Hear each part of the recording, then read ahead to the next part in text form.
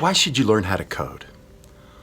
Well, you probably got this video because you're looking for some more work skills in the area of data, because things like data analytics is a really hot topic right now. With code, you can do much bigger jobs than you can with off-the-shelf technology right now.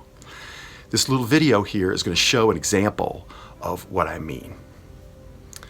Suppose your boss gives you a file. It has 10 data points in it. I'm showing it here. And that's a really small file, by the way. How would you do data analytics on 10 data points? Well, I would open it up in Excel. Here I did that. You get the data. I'm taking the average value of those 10 points as a placeholder for whatever calculation you might need to do on data. It's really easy in Excel. I would do it with a file that small in Excel. I would do that too. What about a file with 10 million numbers, though? Turns out that's not that big a file nowadays. It's big, but not that big. Well, when you try to load it up in Excel, Excel gives you an error.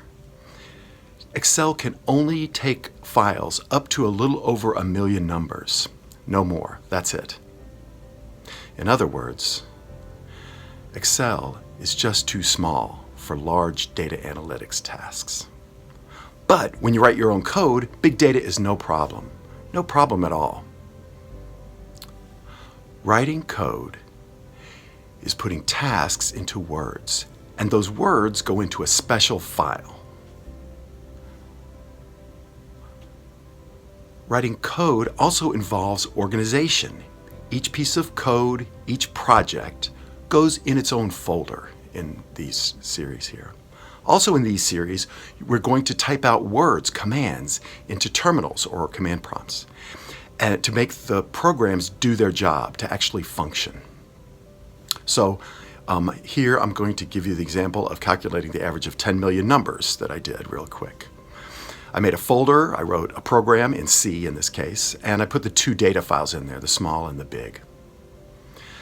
Then I typed a command that turned my code into an actual app that can run on my laptop and do its job. When I run that program with the small data file, it works and it gives me the same answer that Excel gave. But when I run it with the large data file, it also works, no problem, and it only took a couple seconds to run. Wow. When you learn how to code, you can go beyond the boundaries that point-and-click apps set for us. A lot of people can point and click in Excel and work with small data. But a coder can work with millions of numbers and millions of files, and they can do it quickly.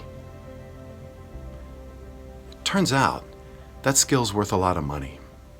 And that's one reason it's a good idea to learn how to code.